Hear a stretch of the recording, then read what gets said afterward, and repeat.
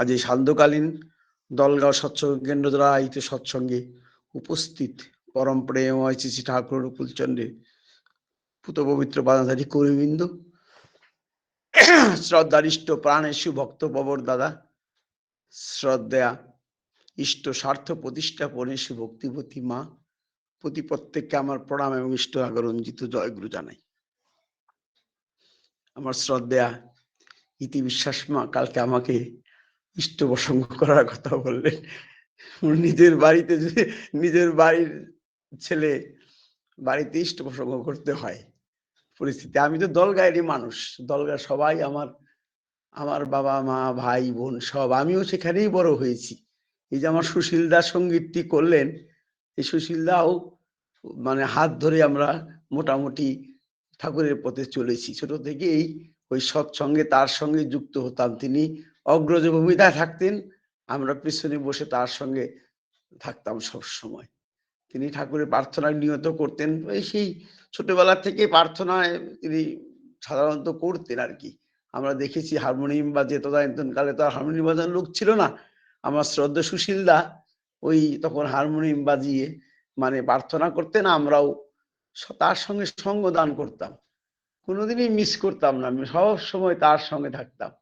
প্রিয় পরমের কাজে আমরা তখন ব্রতী থাকতাম। ছোটবেলা তখন আমরা ছোট, সুশীল দাদা তো আমাদের থেকে একটু বড়, আমরা তখন তার সঙ্গে সঙ্গে ঘুরতাম।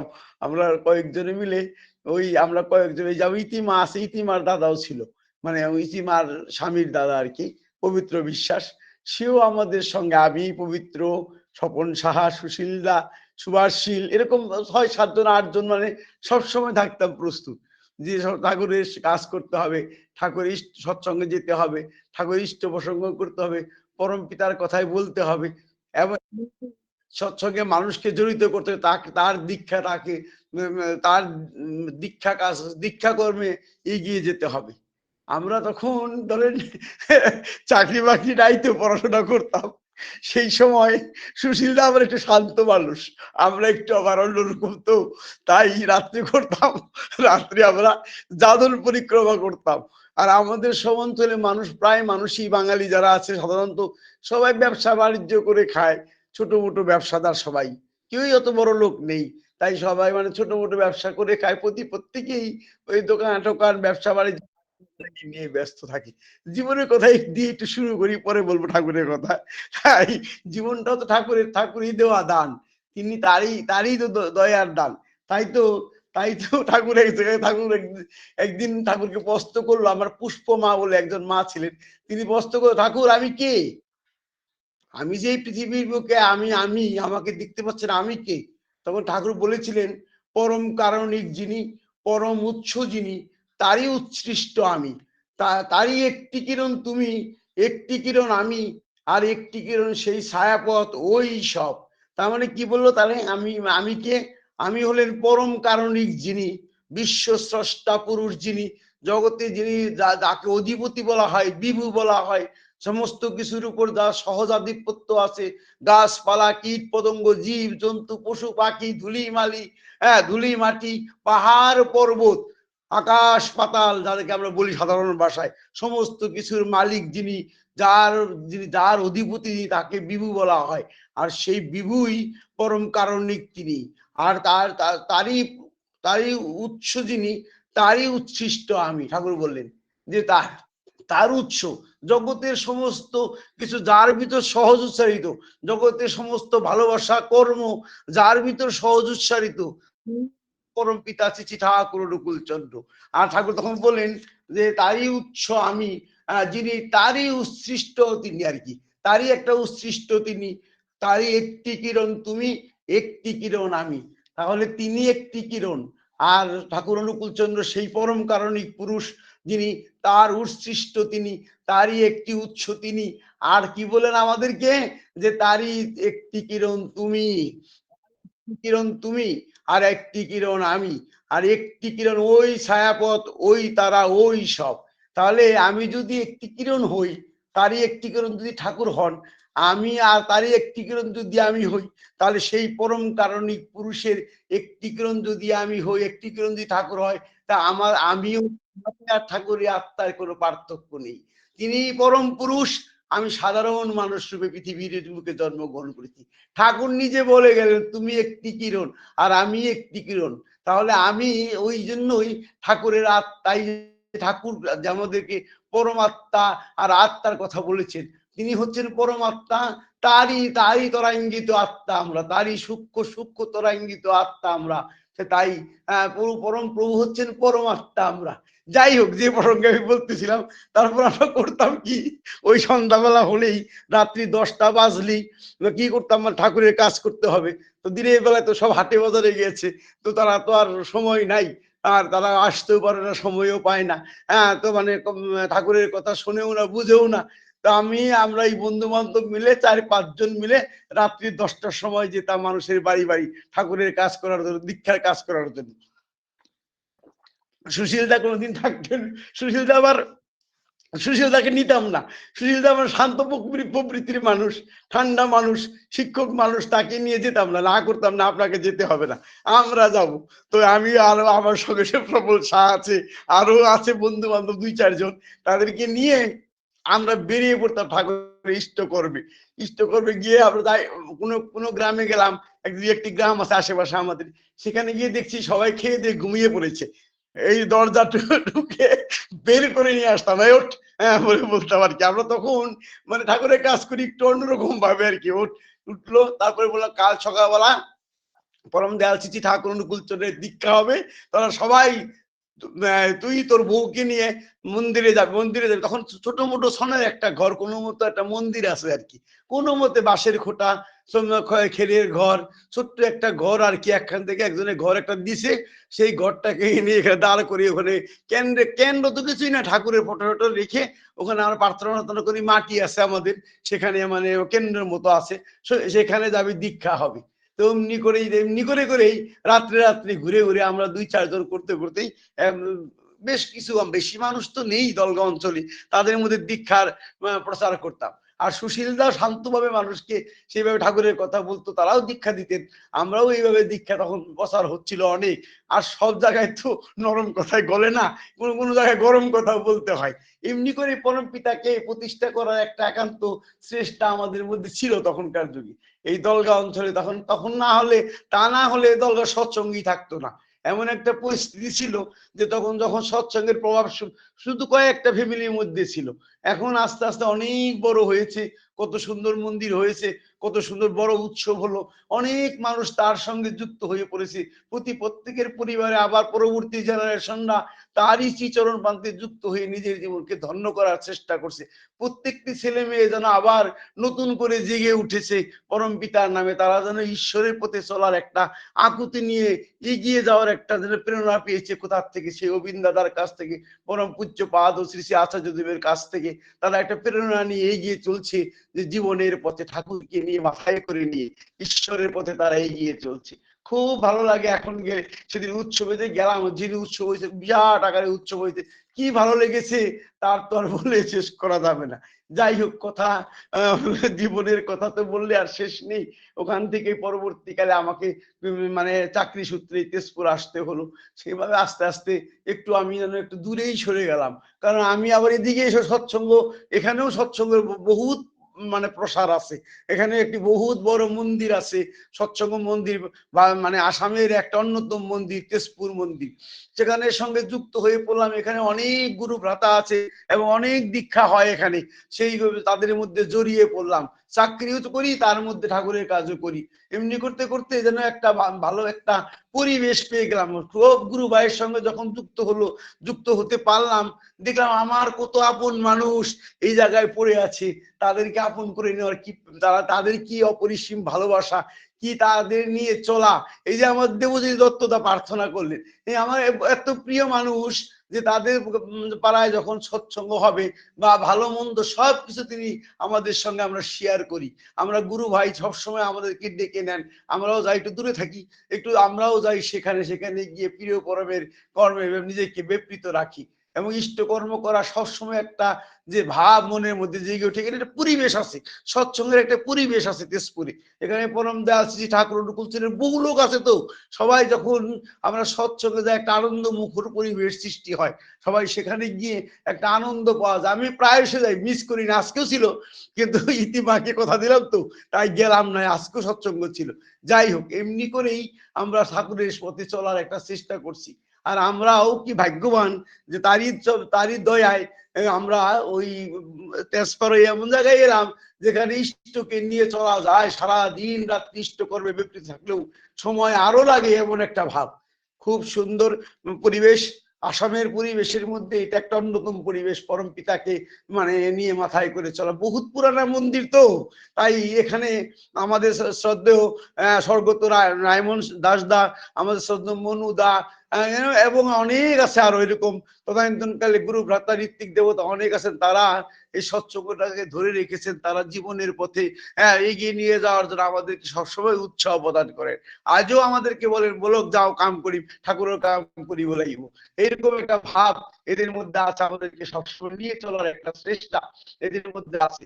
যাই হোক, এমনি করে এই যে এখানে একটা এই যে আমাদের এরা কি কাজ করছে, কি মানে জীবনটাকে তার চরণে সঁপে দিয়েছে পরম পিতার চরণে। আর পরম পিতাকে নিয়ে জীবনের পথে তারা পরিবার পরিজন সহকারে কত যে মানে মানুষ পরিবার পরিজন সহ তাতে যুক্ত হয়ে নিজের জীবনকে সার্থক করে তুলছে। ঠাকুর অনুকূলচন্দ্র যুগ পুরুষোত্তম শ্রী শ্রী ঠাকুর অনুকূলচন্দ্র যুগ অবতার পুরুষ পৃথিবীর বুকে যুগে যুগে আসেন।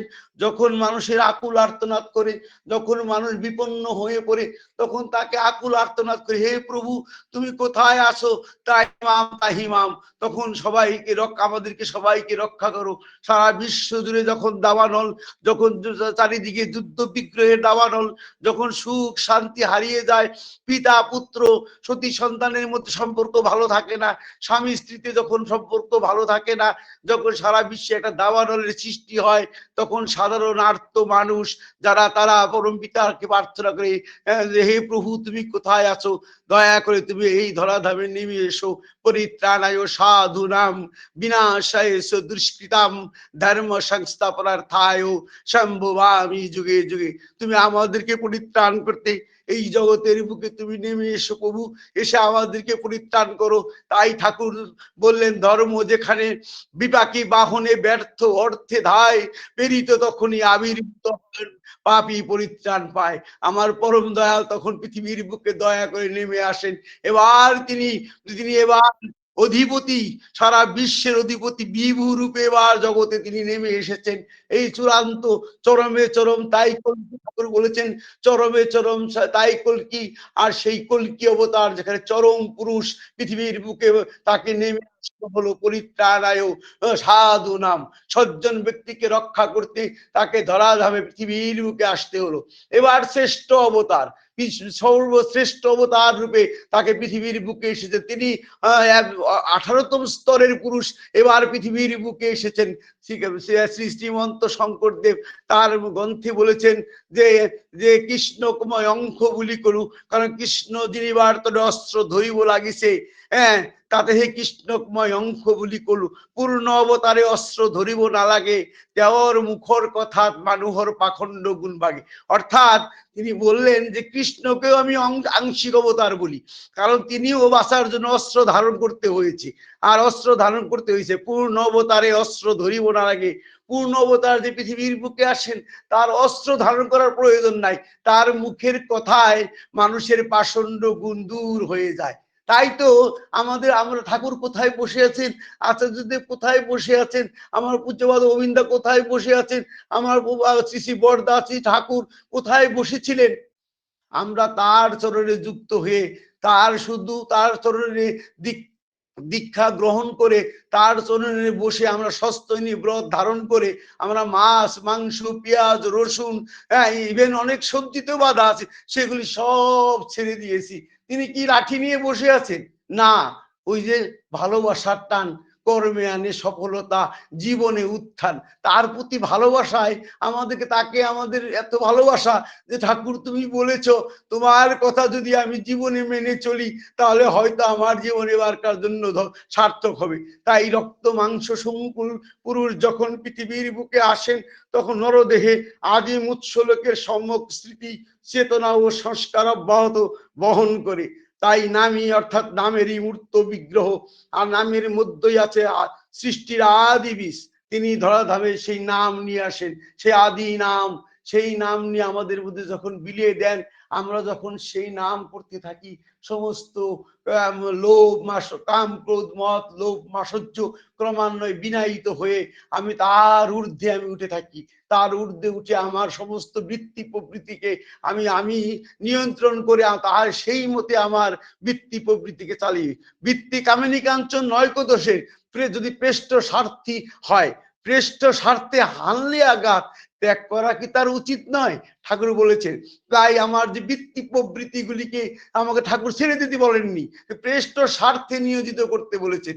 প্রেষ্টে যেভাবে তিনি যেভাবে, প্রেষ্ট মানে যিনি শ্রেষ্ঠ পুরুষ পৃথিবীর বুকে যুগে যুগে আসেন পুরুষোত্তম রূপে, তাকে প্রেষ্ট রূপে আখ্যায়িত করা হয়। সেই প্রেষ্ট পুরুষ যখন পৃথিবীর বুকে আসেন তার দেওয়া বিধিবিধান মতে আমি আমাকে সেই পথে নিয়োজিত করব, তাকে নিয়ে জীবনের পথে চলবো। তিনি যেভাবে যা যা ব্যবহার করতে বলেছেন সেইভাবে করার চেষ্টা যখন করব প্রিয় পরমকে নিয়ে, তখন আমার কি হবে যে কামিনী কাঞ্চন নয়কো দোষের পেশ যখন পৃষ্ঠ স্বার্থী হয়, তাই পৃষ্ঠ স্বার্থ হয়ে উঠবে। পৃষ্ঠে স্বার্থে হানলে আঘাত ত্যাগ করা কি তা উচিত নয়? আমার বৃত্তি প্রবৃত্তি যখন আমার চালিয়ে যাবে, আমি যখন তাকে কন্ট্রোল করতে পারবো না, তখন আমাকে অবশ্যই ত্যাগ করতে হবে। তাই আমরা প্রত্যেকেই সেই বৃত্তি প্রবৃত্তির অধীনকে, তাই ঠাকুর বলেছেন এক জায়গায় যে তুমি ময় হয়ে থাকতে হয়। ঠাকুরকে একজন প্রশ্ন, ঠাকুর তুমি ময় মানে কি? ময় মানে কি? ঠাকুর বললেন তুমি ময় মানে তোমার সমস্ত বৃত্তি প্রবৃত্তির ঊর্ধ্বে তুমি যখন তাকে বসিয়ে রাখতে পারবে, তার বিধি বিধানকে তাকে বসিয়ে রাখা মানে তিনি যে বিধি বিধান দিয়েছেন সেই বিধি বিধানগুলি আমার জীবনে পরিপালিত করতো, আমি ক্রমান্বয়ে বৃদ্ধিতে অবগাহন করব। তাই তোমার সমস্ত বৃত্তি প্রবৃত্তির উপরে যখন তাকে বসিয়ে রাখতে পারবে তখনই তুমি ময় হয়ে উঠবে, তিনি ময় হয়ে উঠবে, তখন তিনি ময় হয়ে উঠবেন। আমি তখন তিনি ময় হয়ে উঠবো, আর তার কথা মতো উদ্বোস করবো, তার কথা মতো চলবো, তাকে নিয়ে ভালোবাসার চেষ্টা করব, তিনি যেভাবে চলতে বলেছেন সেইভাবে চলবো। ঠাকুর যুগে যুগে আসেন, এবার পৃথিবীর বুকে এসেছেন। কি অসাধারণ যে তিনি ব্যক্তিত্ব সম্পন্ন পুরুষ এবার পৃথিবীর বুকে এলেন। তার দিয়ে একটা কথাই বলি, ভালো লাগবে না, বা 10 মিনিট আছে, 10 মিনিট একটু সময় বলি। আত্মা এবং পরমাত্মা, জীবাত্মা ইত্যাদির কথা ঠাকুর বলেছেন। একটু কঠিন মেটার, একটু সাবজেক্টটা একটু কঠিন, তথাপি বলতে ভালো লাগে। আত্মা এবং পরমাত্মা জীবাত্মার মধ্যে পার্থক্য কি? ঠাকুর একদিন বললেন পরমাত্মা হলো সেই জিনিস যাবতীয় জীবাত্মা দাঁড়িয়ে আছে। ওই যে আমি যে বলছিলাম কিছুক্ষণ আগে যে পরমাত্মা হলো সেই জিনিস যার উপর যাবতীয় জীবাত্মা দাঁড়িয়ে থাকে। পরমাত্মা যেন সমুদ্র, আর জীবাত্মা যেন তার রকমারি তরঙ্গ, সমুদ্রেরই তরঙ্গ। জীবাত্মা মানে বিং উইথ কমপ্লেক্স, জীবাত্মা হচ্ছে বিং উইথ কমপ্লেক্স, অর্থাৎ প্রবৃতি সমন্বিত সত্তা। পরমাত্মার ভিতরে কোনো বিকার নেই, প্রবৃত্তিগুলি সত্তা পোষণী বিনিয়োগ সিদ্ধ হয়। বহুত কঠিন, এদিকে যাই না আর। হ্যাঁ, যাই হোক, তারপর এই শব্দগুলি একটু মানে ওয়ার্ডগুলি একটু কঠিন। যাই হোক, তারপরে মন এবং আত্মার পার্থক্য। আমার আত্মা মানে অস্তিত্ব, তিনি চৈতন্য স্বরূপ। তাই ঠাকুর চৈতন্যের উপর পারিপার্শ্বিকের তরঙ্গী ঘাতে মনের সৃষ্টি হয়। এই এক রকমের তরঙ্গে এক এক রকমের বৃত্তীয় অবস্থার সৃষ্টি হয়। ঠাকুর তাই বললেন তিনি প্রতিটি সত্তার অস্তিত্ব, তাই তিনি সৎ। তিনি প্রতিটি সত্তার চেতন, তাই প্রাণী চেতন, চেতনা, তাই তিনি চিত। এবং তিনি সবারই বর্ধন নন্দনা, তাই তিনি সর্বজন বিদিত আনন্দ। আর ঠাকুরকে আমরা অনেক সময় যে অলক, অনেক লোক ঠাকুরকে দেখতে প্রশ্ন করতে, ঠাকুর এই অলক অগম মানে কি, আর অলক অগম মানে কি? অলক অগম অনেক লোকের দিকে সমাহিত হয়ে চলেছে মানে কি? তখন এই জন্য আমাকে আত্মাকে অলক অগম বলে, তার কারণটা কি? আত্মা যখন বিষয় থেকে, মন থেকে, পারিপার্শ্বিক থেকে একক আলগা হয়ে ইষ্টে লীন হয়, তখন আত্মাকে অলোক অগম বলে সম্বোধিত করা হয়। আত্মা যখন, আবার বলি, আত্মা যখন পারিপার্শ্বিক থেকে একক আলগা হয়ে ইষ্টে লীন হয়, যা মন থেকে বিষয় থেকে যখন একে লীন হয়, তখন একটা ফোন আসতেছে, লীন হয়, তখন সেই আত্মাকে অগম আর অলোক বলা হয়। সেই আত্মার কথা একটু বলি। একদিন মানে বসে আছেন আমার শ্রদ্ধেয় শচীন গাঙ্গুলি দা। শচীন গাঙ্গুলি দা বসে আছেন ঠাকুরের সম্মুখে, আরো অনেক ভক্তমন্ডলী সবাই বসে আছেন। তো শচীন গাঙ্গুলিদার মন অনেক খারাপ। তার সন্তান মানে অরুণ মানে ইলেকট্রিক শকে কিছুদিন আগে মারা গেছেন। তো ইলেকট্রিক শকে যখন মারা গেছেন, তার মনে একটাই দুঃখ যে ঠাকুর আমার ছেলেটা ইলেকট্রিক শক খেয়ে মারা গেল। তখন ঠাকুর বলল যে ঠাকুর বলল শোক মানে সুচ ধাতু থেকে, যে সুচ ধাতু থেকে আসছে। আর যখন এই কথা বলতে নানান কথা বলতে বলতে ঠাকুর একটা মানে তাকে সান্ত্বনা দেওয়ার জন্য বললো যে আমাদের সাধনা দিদি আসলো, যে মেয়ে সাধনা দিদি যখন মারা গেলেন, তখন সাধনা দিদি মারা যাওয়ার পর ঠাকুর শোকে ভেঙে পড়েছিলেন।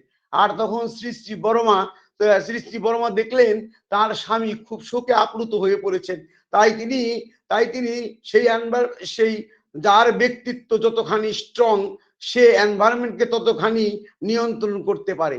এই যে আমার মেয়ে সাধনা মারা গেল, বড় বউ এসে ঘরে ঢুকলো উইথ গর্জিয়াস রকমে, মানে গর্জিয়াস মানে চকচকে রকমের সে ঢুকে বললে, তিনি সে কান্দাও নাই কিছুই নাই, একটা মানে শান্ত শিষ্ট স্বভাবে গর্জিয়াস ভাবে তিনি কি করলেন, ওই মা আমার, বড় মা আমার সেই ঘরে ঢুকে পড়লেন। ওর ওই অবস্থা দেখে আমারও শোক সেরে গেল।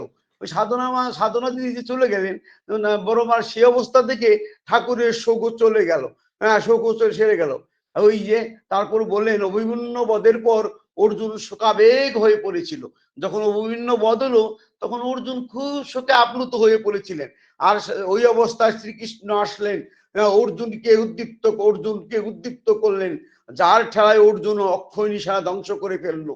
আর সেই সময় বললো আজই রণে কর্ণবধ হইবে অবশ্যই। সেই দিনই মানে বলছিল আজই, যখন অভিমন্যুকে মেরে ফেললো তার দুঃখে অর্জুন যখন শোকাপ্লুত হয়ে পড়লো, তখন সেদিন তার এমন একটা মানে উত্তপ্ত হয়ে পড়েছিল মানসিকতা, তিনি বলেছিলেন যে আজ আর রক্ষা নেই, আজ রণে কর্ণবধ অবশ্যই হইবে। আর সেদিন কর্ণকে অর্জুন বধ করেছিল। শচীনদাকে মানে সান্ত্বনা দেওয়ার জন্য ঠাকুর এই কথা বলছিলেন।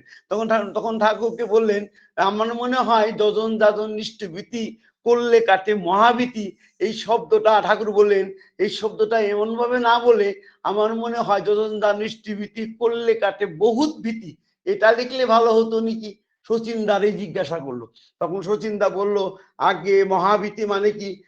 মহাভীতি মানে তো সকলে ধরে নেয় মৃত্যু ভয়, হ্যাঁ মৃত্যু ভয়, তাই ওখানে বদলায় ক লাগবে না, বহুত ভীতি। ঠাকুর বলেন ওখানে বদলায় ক লাগবে না, বহুত ভীতি বলতে হবে।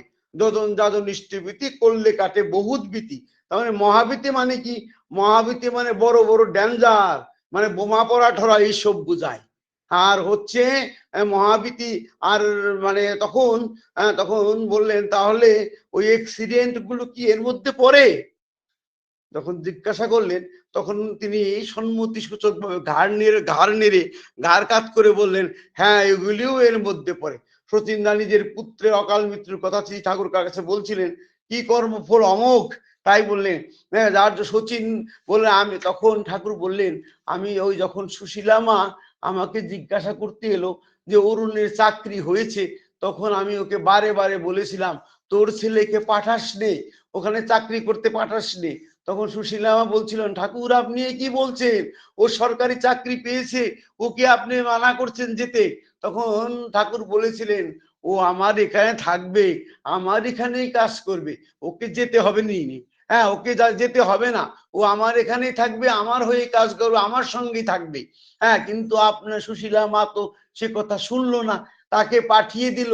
আমি আগে কি করতাম, তখন ঠাকুর বললো আমি আগে মানুষের মানে কাছা চেপে ধরতাম, যাতে যেতে না পারে, রক্ষা পায়, যাতে বিপদের সম্মুখীন যাতে না হয়। কিন্তু পরবর্তীকালে দেখেছি আমি যখন মানুষের কাছা চেপে ধরি, জোর করে আটকে দেই, তাদের যখন তাতে ক্ষতি হয়, যেমন সুশীলা মায়ের ছেলে যদি চাকরি না হতো তাহলে সারা জীবন ঠাকুরের সঙ্গে থাকলে হয়তো তাকে দুঃখে কষ্টে জীবন পাত করতে হতো। তাই পরবর্তীকালে তার আফসোস হতো যে ঠাকুর আমাদের যেতে দিল না মিশামিশি। কিন্তু তার যে মৃত্যু যোগ থেকে বাঁচাবার জন্য ঠাকুর চেষ্টা করলেন সেটা তার পরে বুঝতো না, কারণ সে তো আর দৈব পুরুষ না। ঠাকুর অনুকূল চন্দ্র হে দৈব মানব পৃথিবীর বুকে এসেছেন, তিনি সব জানেন। তাই তাকে যখন বাঁচালেন, বাঁচাবার চেষ্টা করে করে যখন তাকে ফিরালেন, কিন্তু পরবর্তীকালে তাকে দোষারোপ করে, ঠাকুর বলছেন পরবর্তীকালে আমাকে দোষারোপ করে, হ্যাঁ ঠাকুরের জন্য আমার এত দুঃখ কষ্টে আমার জীবন পাত করতে লাগে। আমি তখন এই কথা বলেই তখন তখন বলছিলেন, তখন ঠাকুর বললেন আমি সাধনাকেও বলেছিলাম শ্বশুর বাড়ি না পাঠাতে, হ্যাঁ কিন্তু আমি ভোটে হেরে গেলাম। ভোটে মানে ওই মানে বড় মাকে ওই তার শ্বশুর বাড়ির থেকে সবাই বললো সে কি কথা বলেন, মেয়ে বিয়ে দিয়েছেন আপনি আমাদের বাড়িতে পাঠাবেন না, আপনার বাড়িতে থাকবে, ঠাকুর বলেছেন বলে আপনার আমার বৌমাকে আপনি রেখে দেবেন, এ তো কথা না। তখন পারিপার্শ্বিক বড় বড় মার আশেপাশে থাকা যারা তারাও বললো ঠিকই তো বলেছে, হ্যাঁ ঠিকই তো বলেছে, তারা বৌমাকে নিয়ে যাবে, ঠাকুর কেন বাধা দেয়। তখন ঠাকুর বলে জন্য বললো আমি ভোটে হেরে গেলাম, আমি জানতাম সাধনা থাকবে না পৃথিবীর বুকে, আমি ওকে বলেছিলাম যে 5 বছর দিন আমার এখানে থাক, আর যাওয়ার সময় আমি ওকে বলেছিলাম আগন্তুক 5 বছরের মধ্যে কিন্তু কনসেপ্ট করবি না। তাই ঠাকুর বললেন আর কি, আগন্তুক 5 বছরের মধ্যে সে গর্ভধারণ করলো, আর গর্ভধারণ করে বলে করার পর এই পৃথিবীর থেকে সে চলে গেল। এই যে দুঃখের কথা শচীনদার সঙ্গে শেয়ার করলেন, শচীনদার মনও ভরে গেল, কারণ শচীনদার ছেলে মারা গেছে, শচীনদা তার ভক্ত, পরম দয়াল শ্রী ঠাকুর অনুকূল চন্দ্রের নিজস্ব সন্তান, সাধনা দিয়ে চলে গেলেন যখন পৃথিবীর থেকে। আর ঠাকুর এই কথাগুলি সুন্দর করে যখন বলছিলেন, নিজেকে যখন সান্ত্বনা দিতে পারছিলেন বলে বলে, শচীনদা তখন ভাবলো আমি কেন পারবো না সান্ত্বনা দিতে, ওর ভাগ্যে ছিল তাই ও মৃত্যুবরণ করেছে। তাই ঠাকুর বললেন যে মৃত্যুকালে জীবাব ধরে ছেড়ে শরীর যায় জীবন, জন্মেও আবার তেমনি স্থানে ওই ভাবের পথ পায় যখন। তাই তার যে মানুষের যে মানে কর্মফল তাকে তো আর ত্যাগ করা যাবে না, সেই কর্মফল কমানো যেতে পারে, কমিয়ে যেতে পারে যদি কথা মতো চলে, জীবনের পথে যদি তার প্রেরিত পুরুষের কথা মতো, ঈশ্বরের কথা মতো তাকে নিয়ে তিনি আর চলেন, সেই কথা মতো চলে তাকে কমিয়ে নিয়ে যেতে পারে, কিছু হলেও সেটাকে তাকে তা ভোগ করতেই হবেই কি হবে। এই যে বলা, এই বলাতেই আমার শচীনদা কি হলো, শান্ত শান্ত হয়ে পড়লো। তারপর বললো আমি পুণ্য সাহাকেও বলেছিলাম, ওই বাংলাদেশের একটা ঘটনা, পুণ্য সাহাকে বলেছিলাম যে 3 দিনের মধ্যে চলে আসতে, কিন্তু পুণ্য সাহা আসলো না, মারা পড়লো। কত দুঃখ লাগলো আমার, পুণ্য সাহা কত ঠাকুরের কাজ, কত পরম পিতার কাজ করতো, এই পুণ্য সাহাকে আসার বলায় লোভে পড়ে সেখানে থেকে গেল। 3 দিন পরে সে মারা পড়লো, আমি 3 দিনের মধ্যে চলে আসতে বলেছিলাম। ওই তারপর আবার সেই কথাই বললো, আমি তো আর জোর করে ঠিকই রাখতে পারি না, তাই আমার কথা অনেকে শোনেই না, মনে করে ঠাকুর এমনি ভালোবেসে আমাকে বলছে। আমি যে সব দেখতে পাই, ভূত ভবিষ্যৎ, যে আমার এই নক্ষদর্পণে আমি যে সব কিছু দেখতে পাই আমি সম্মুখে থেকে, তার চেষ্টা করে না। আমি সকল আমি আমি আমি আমার মধ্যে সমস্ত কিছু ধারণ পালক সম্বেক সিদ্ধ পুরুষ, আমি এই পৃথিবীর স্রষ্টা, আমার মধ্যেই সব আছে, আমি সব দেখতে পাই, তা কেউ বোঝার চেষ্টা করে না, শুধু আমাকে আমাকে আবার সম্মুখে বসে আমাকে ভুলিয়ে ভালিয়ে চলার চেষ্টা করে। আর এইটুকু বলেই আমি শেষ করলাম, কারণ 8টা 10 হয়ে গেছে। পরম পিতার চিচরণে আপনাদের সবার মঙ্গল প্রার্থনা করি। আর একটা সুন্দর গল্প ছিল, এটা বলা হলো না, ঠাকুরের মানে বলছিলেন সময়ের পরম পিতার চিচরণে আপনাদের প্রতি প্রত্যেকের সার্বিক মঙ্গল প্রার্থনা করে আজকের মধ্যে এখানে ইষ্ট প্রসঙ্গ শেষ করলাম। জয় গুরু শ্রদ্ধা দাদা, জয় গুরু।